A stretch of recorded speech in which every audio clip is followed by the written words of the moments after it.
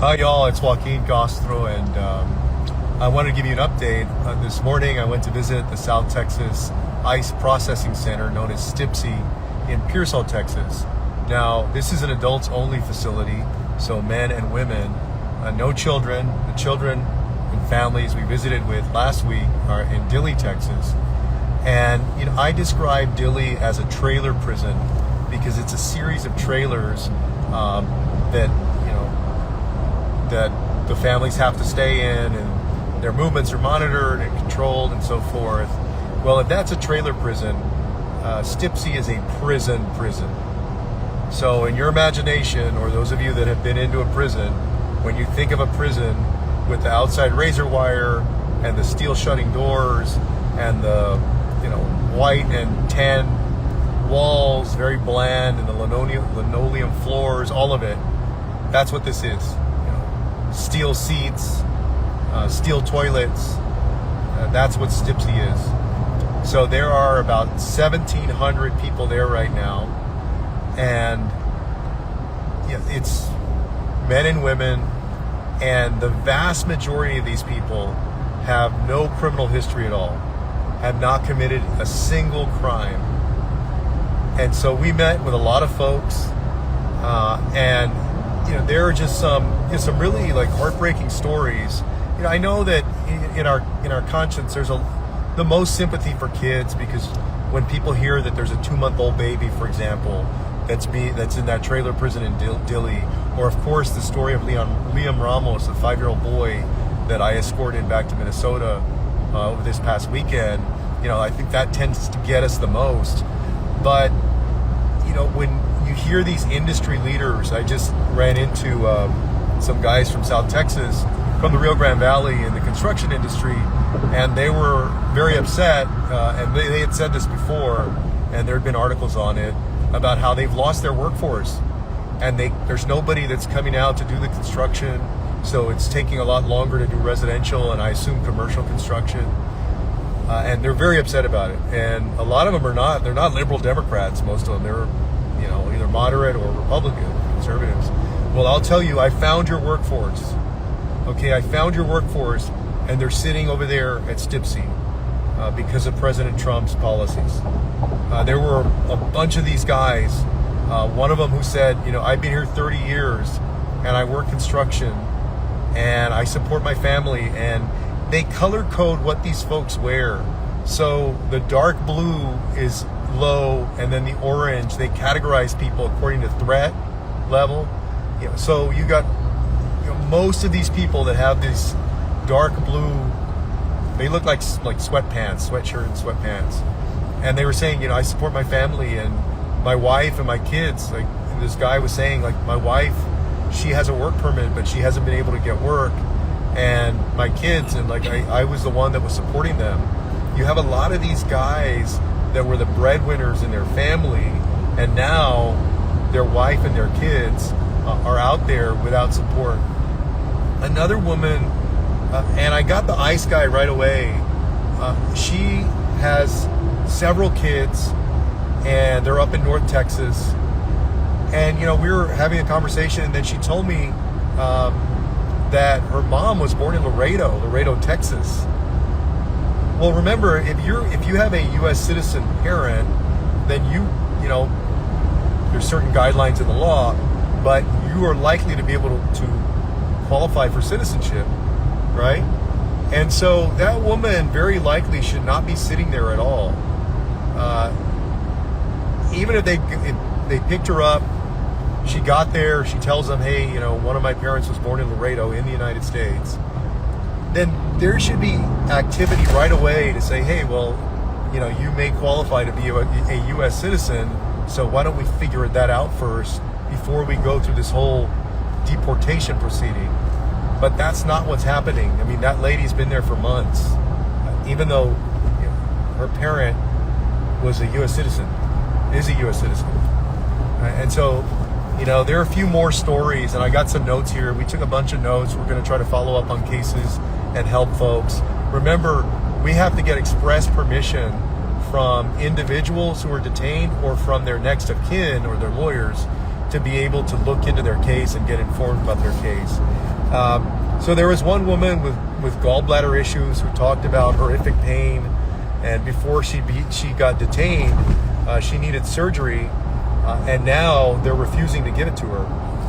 Another woman that we sat with who was diabetic, and she said for the last 6 months that she hasn't gotten her diabetes medication because whatever the medication is that she takes is very expensive.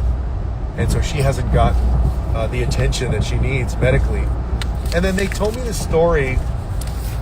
They told me the story of the guards there who were making fun of a woman that they said was in her 60s yesterday, actually, who needs dialysis. It's a woman that needs to get dialysis, and that they were making fun of her, when they were talking to her, even though she needs dialysis. There were other folks who also complained of medical issues. Again, people complained of food, that there were things like worms in the food. There were a lot of people there also. There were a lot of Ecuadorians there.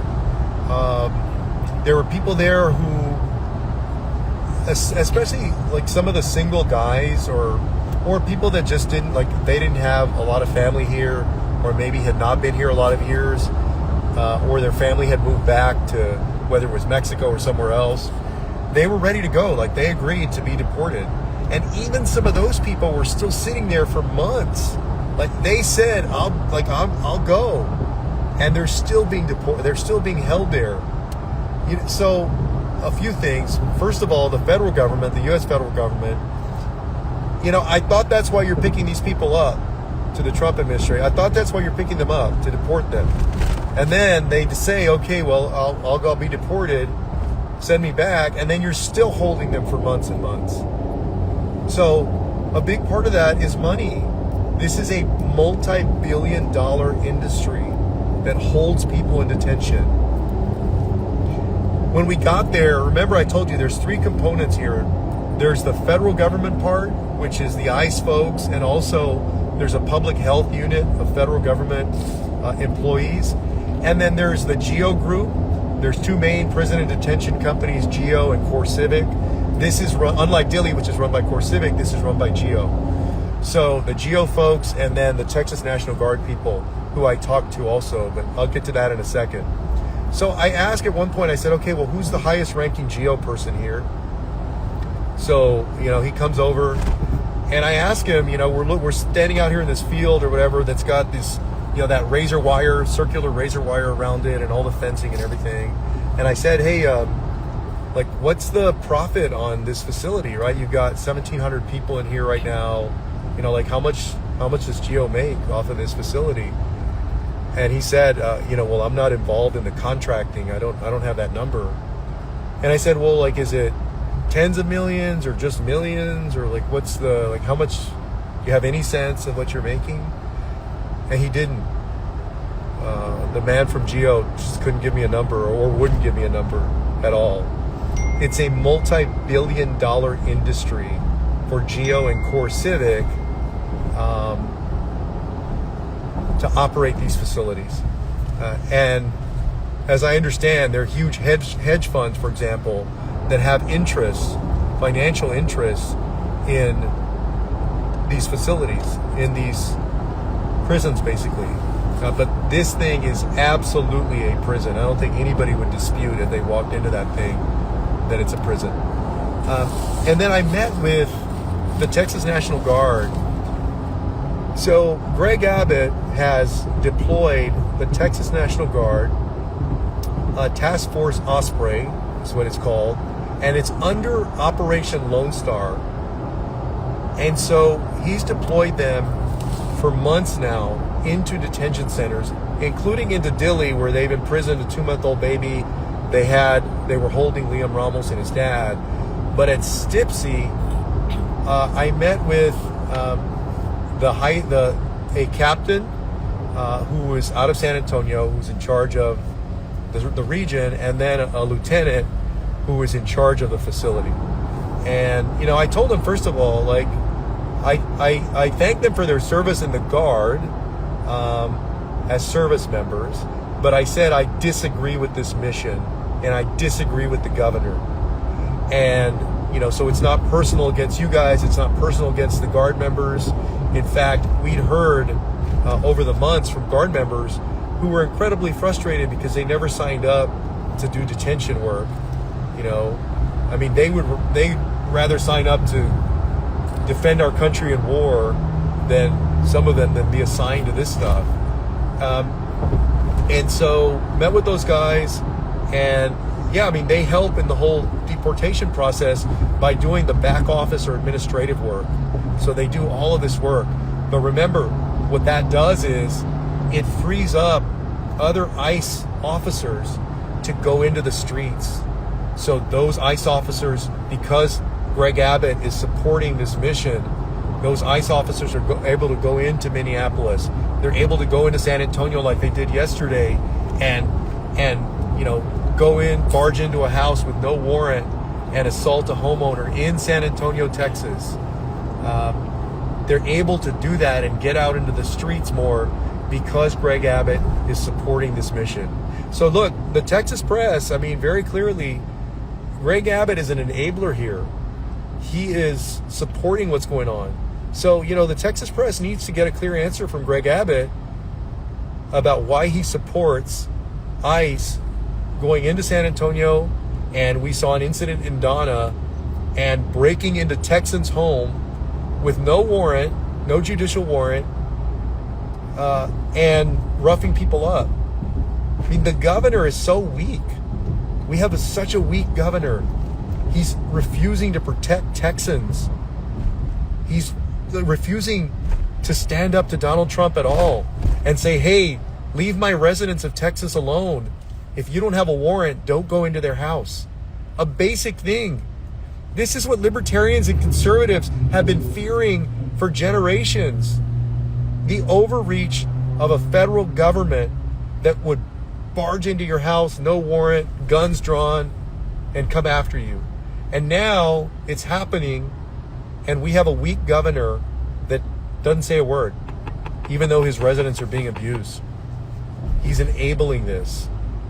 He's enabling the cruelty. He's enabling the unconstitutional behavior, the violations. So that's what's going on. People complained about being treated like animals. And again, these were people, the overwhelming majority of them, that have family who are out there that they can no longer support. They were productive members of the community.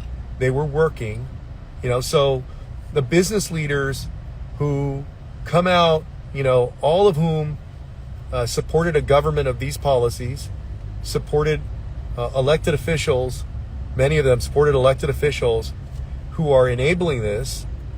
But then people in the hospitality industry, the agriculture industry, the construction industry, now they're coming and saying, oh, my business is going to go under, or my business has gone under.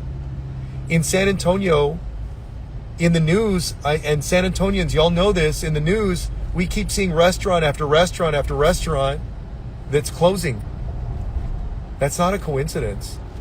A big part of it is the labor force and the fact that it's gone.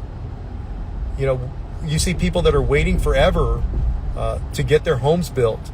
People that can actually afford, okay, I want to build a house, or I'm trying to get a house in this new subdivision that's being built, whether it's on the far west side or out on the north side or wherever it may be, and it's taking forever. They can't get it done. Well, to the folks in those industries who are making that legitimate complaint now, I have to say, you did it to yourself. Most of you guys, or many of you guys, you did it to yourself. And I just visited with your workforce in there. And that's been, this country, there's been a lot of hypocrisy in this country for a lot of years. There are 4 or 5 major industries that would not exist the way they do but for immigrant labor. And quite honestly, the agriculture industry, the construction industry, all of it, undocumented labor. And there are a lot of people that got rich because of that. And on the other hand, also, for Americans generally, a lot of that was keeping prices down. A lot of that was the only reason that people could afford stuff, but nobody really wants to talk about it. And so now what's happening? Prices are going up. Prices of homes, at restaurants. You go into a restaurant, the restaurants are half empty.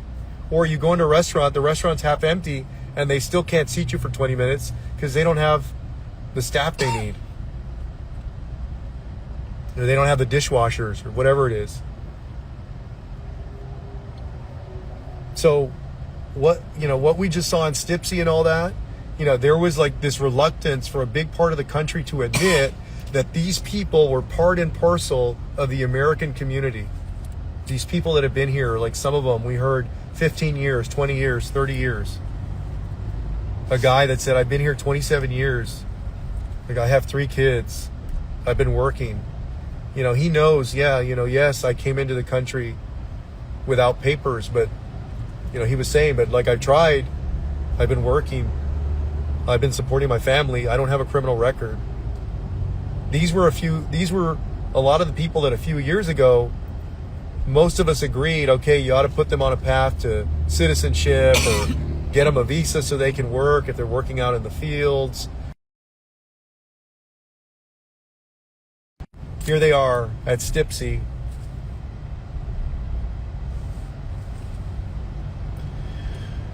All right, y'all. I'll have more to talk about soon. We're still monitoring what's going on with Liam Ramos. And, along with the chorus of other Americans, we'll push back as hard as we can against the Trump administration that's trying to take this boy again. When I left Dilley with his dad and with Liam, the ICE person said that he had a 1-year parole in place, his dad, that he had been granted 1-year parole in place. So I guess I don't understand now why the federal government is trying to go after them and get them again. But we're going to work on all of that and find out some more. All right? We'll talk to you soon.